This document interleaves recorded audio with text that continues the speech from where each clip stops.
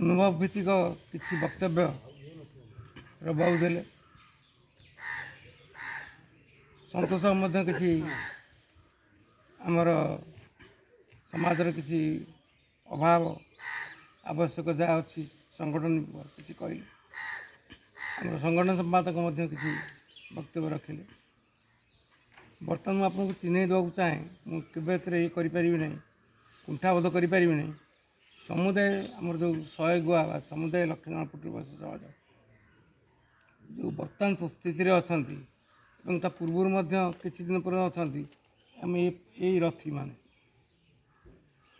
कहीं मुझे दायित्व नेली कौ गाँ देखी नी बाट जान नी आज अवस्था एमती एपर्त आग्रह अच्छे सी मत मो गाड़ी में जाकि बाट देखी कौ रामचंद्र कौ गाँ कौटी प्रत्येक गाँ को जाइए गाड़ी थिला चल जाओ बाट देखला लोक ये तापर आमर ये होती जड़े पुराणा कार्यकर्ता आंकर जो एक्सपीरियंस अच्छी समाज भित्तिक कारण यहाँ सामाजिक संगठन समाज भित्तिक जो एक्सपीरियंस अच्छी मुझे सम्मान सहित ग्रहण कर कार्यकर्ता संगठन पे जो आमर बर्तमान जो टेक्नोलोजी व्यवहार हो संपर्क रखापी से जड़े सहकर्मी दरकार मुझे एकुटिया किसी करें ये सामूहिक कार्य आम संगठन संपादक दक्ष संगठन संपादक अच्छा आउ गोटे सब बड़ काम जोटे कराई आमर बर्तमान किसी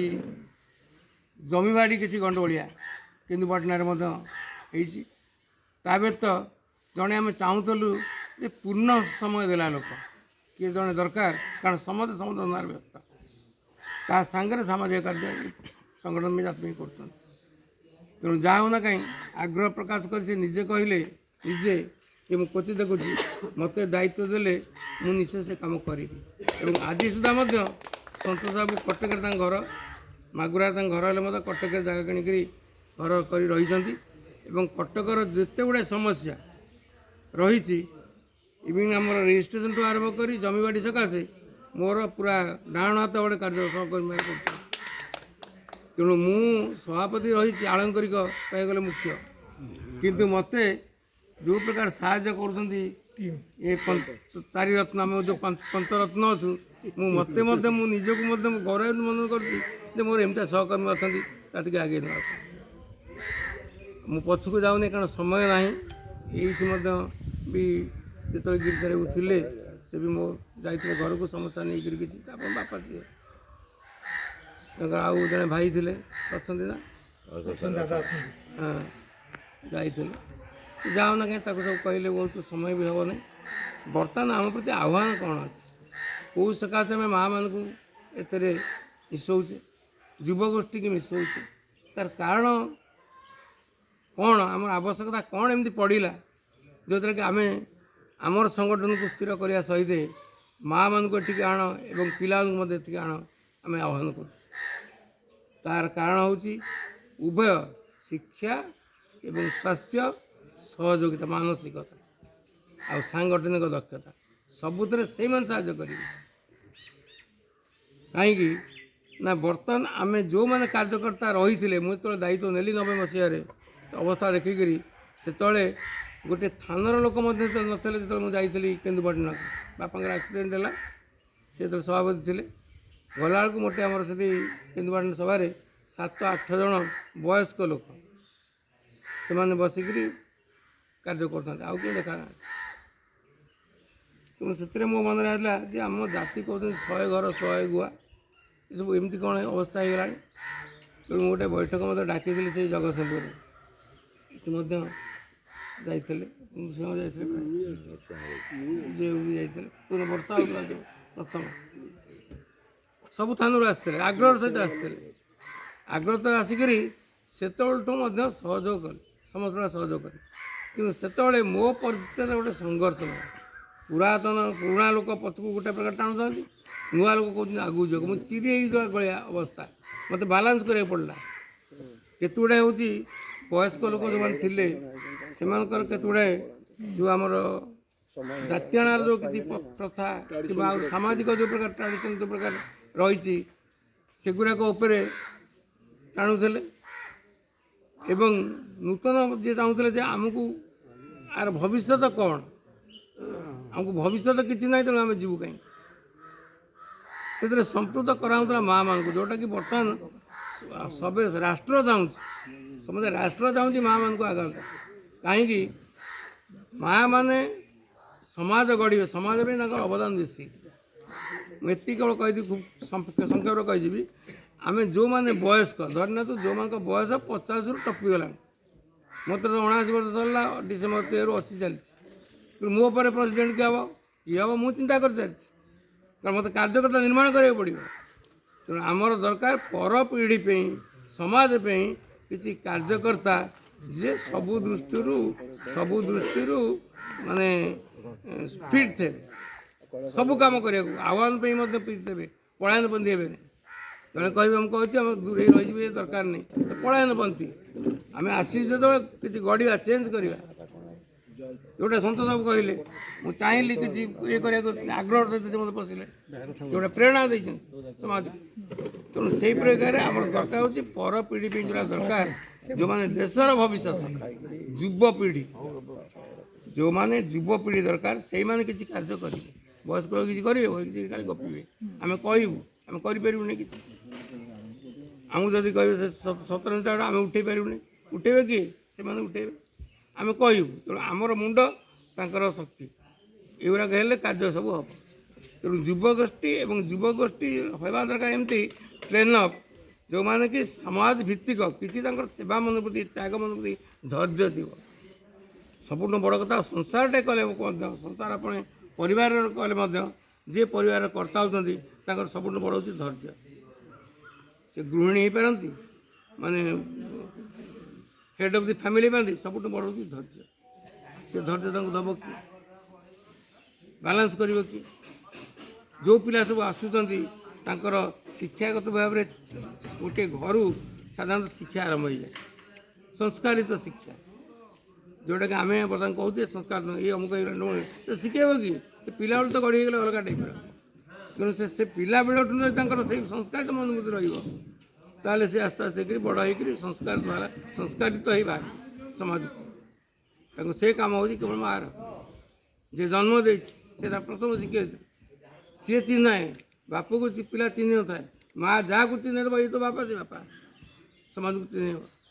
ତେଣୁ ସେଥିପାଇଁ କୁହାଯାଏ କ'ଣ, ଆମେ ଜଏଣ୍ଟ ଫ୍ୟାମିଲି ରହିବା ଉଚିତ। କାରଣ କ'ଣ ନା, ବର୍ତ୍ତମାନ ଯିଏ ଶିକ୍ଷା ଅଧିକା କଲେ, ଚାକିରି କଲେ, ସିଏ ଭୁଲିଗଲେ ବାପା ଯିଏ ଜନ୍ମ କରି ତାଙ୍କୁ ବି ଭୁଲିଗଲେ।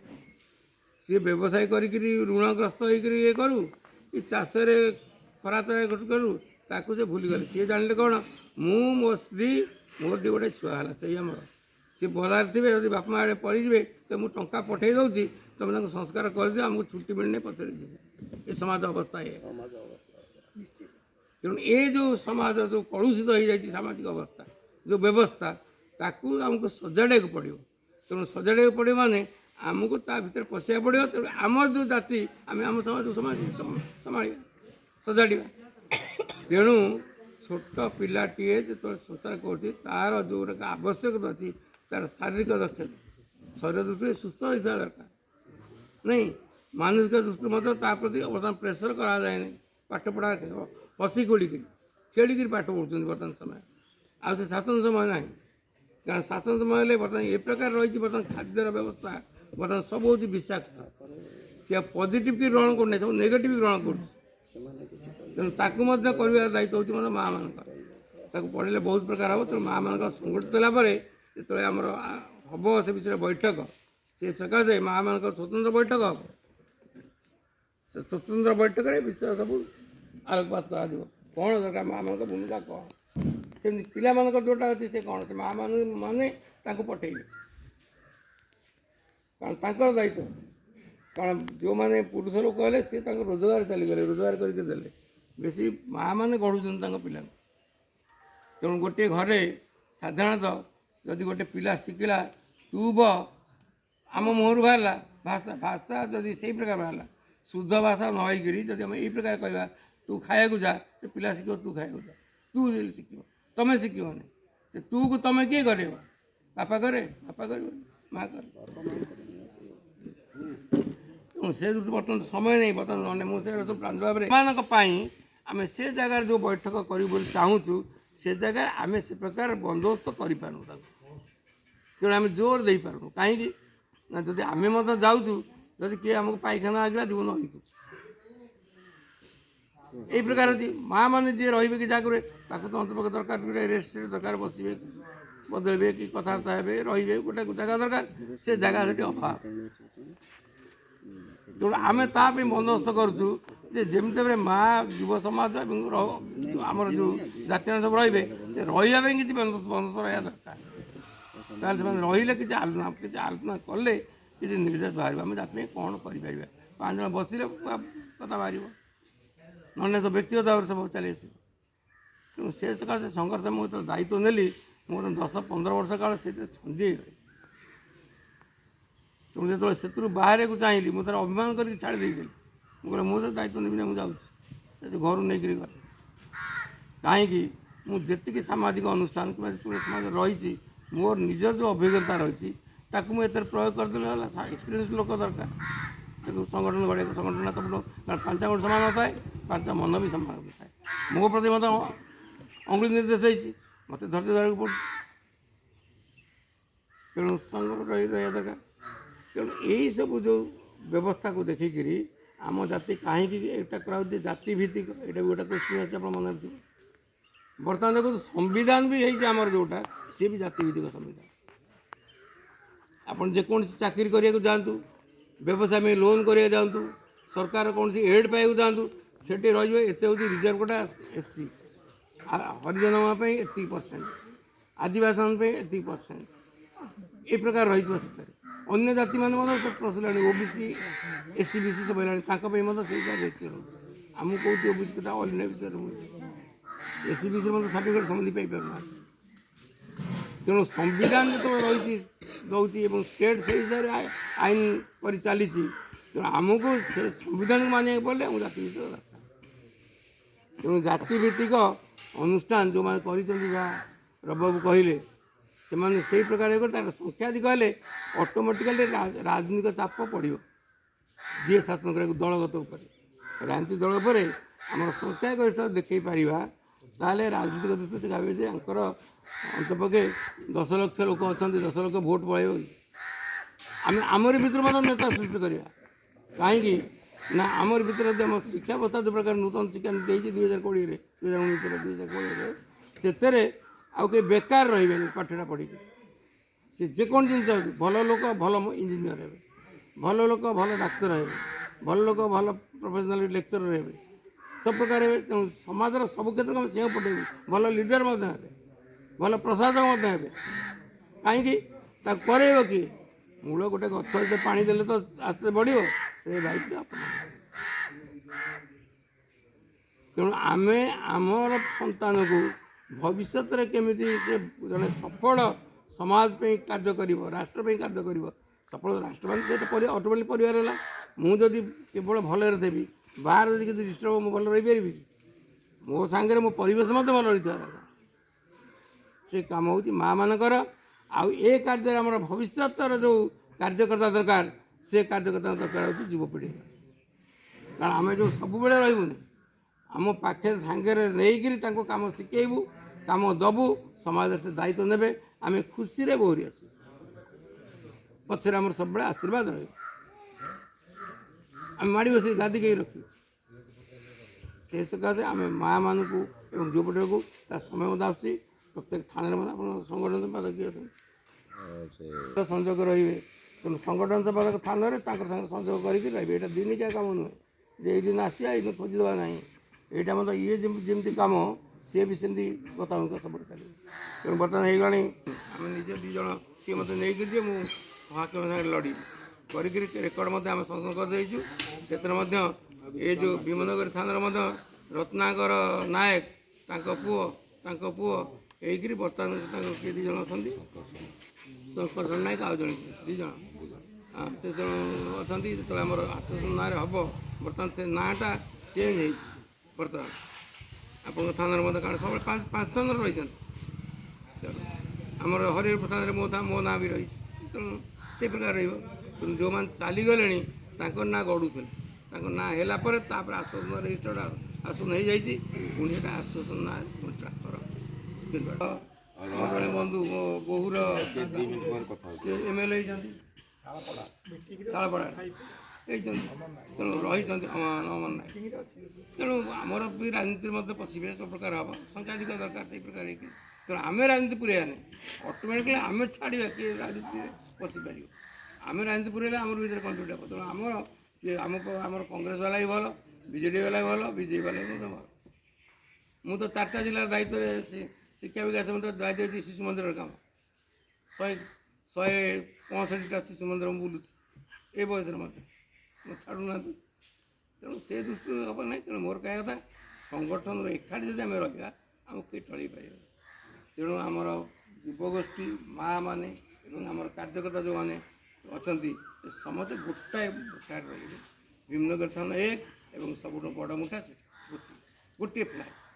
ବର୍ତ୍ତମାନ ସେଇଟା ଯେଉଁ ରାଜ୍ୟସ୍ତରର ଫେଲିଓର ହେଲା, ବର୍ତ୍ତମାନ ଏବେ ପୁଣି ଡକାଇଛି। ମୁଁ ଚେଷ୍ଟା କରିଥିଲି ପୁରୀରେ ଡାକିଥିଲି, ମିଳେଇଲି। ମୋ ହାତରେ ମଧ୍ୟ ତାଙ୍କର ମିଶିଗଲେ 2-3ଟା ଯିଏ ଥିଲେ ଗ୍ରୁପ୍ ଅଲଗା ଅଲଗା ହେଇକରି ମିଶିଗଲେ, ପୁଣି ତାଙ୍କ ଭିତରେ ସବୁ ଗୋଡ଼ ଟାଣିକରି ବନ୍ଦ ହେଇଯାଇଥିଲା। ଏବେ ପୁଣି ଡାକିଛନ୍ତି। ଏ ମାସରେ ଗୋଟେ ବୈଠକ ହେବ, ମାର୍ଚ୍ଚ 1 ଗୋଟେ ହେବ ବୈଠକ, ତାପରେ 22 ତାରିଖ 23 ତାରିଖ।